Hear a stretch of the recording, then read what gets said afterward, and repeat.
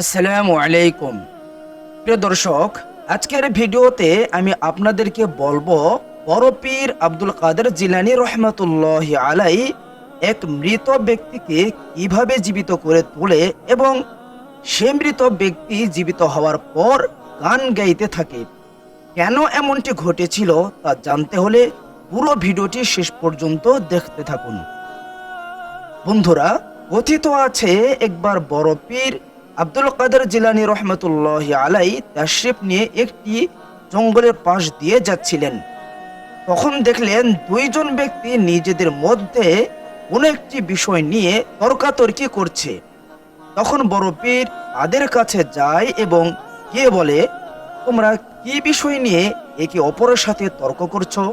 সে দুজন ব্যক্তির মধ্যে একজন ছিল মুসলিম এবং একজন ছিল খ্রিস্টান ব্যক্তি। দুজনেই তুমুল ঝগড়া করছিল।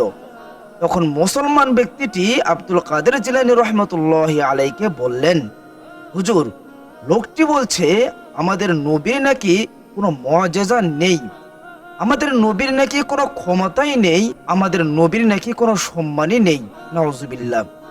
তখন আব্দুল কাদের জিলানী রহমতুল্লাহ আলাই সেই খ্রিস্টান লোকটিকে জিজ্ঞেস করে যে, আচ্ছা বলো তো, তোমার কেন এমনটি মনে হলো যে আমাদের প্রিয় নবী হযরত মুহাম্মদ সাল্লাল্লাহু আলাইহি ওয়াসাল্লামের কোনো মুআজিজা নেই, কোনো ক্ষমতা নেই, কোনো সম্মান নেই?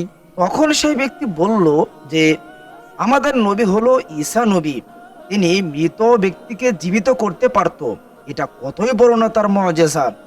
কিন্তু আপনাদের নবী মৃত ব্যক্তিকে কোনো সময় জীবিত করেন নাই।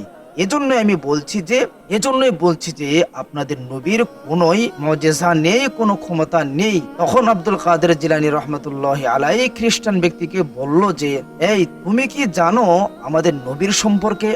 আমাদের নবীর চোখ হলো তার মুআজিজা, আমাদের নবীর কথার ধরন হলো তার মুআজিজা। আচ্ছা, আমি তো নবী নই, কিন্তু আমি সেই নবীরই উম্মত। আর আমি যদি কোনো মৃত ব্যক্তিকে জীবিত করে দেখাই, তাহলে কি তুমি আমার নবীর উপরে ঈমান আনবে? তুমি কি মুসলিম হবে? তখন সে খ্রিস্টান লোকটি বলল, হ্যাঁ, যদি আপনি কোনো মৃত ব্যক্তিকে জীবিত করে দেখাতে পারেন, তাহলে অবশ্যই আমি আল্লাহর উপরে ঈমান আনব এবং আপনার নবীর উপরও ঈমান আনিয়ে আমি মুসলমান হব।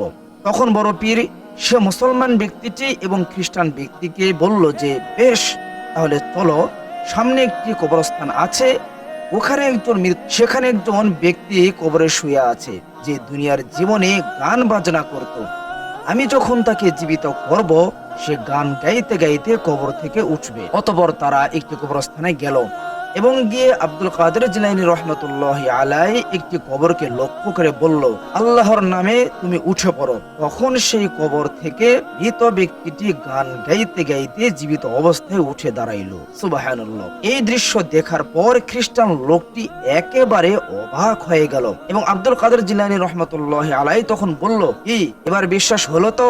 এবার তুমি বলো, মুসলমান হবে কিনা? তুমি আমার নবীর প্রতি ঈমান আনবে কিনা? তখন সে লোকটি বলল, আমি আপনাকে বিশ্বাস করেছি, আপনার নবীকে বিশ্বাস করেছি, অতএব আমি এখন কালিমা পড়ে মুসলমান হতে চাই।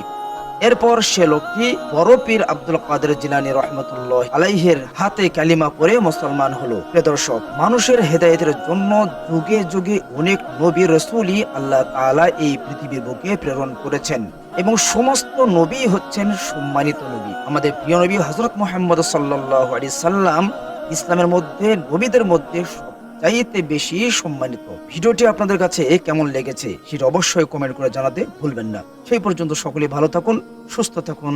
আল্লাহ হাফেজ।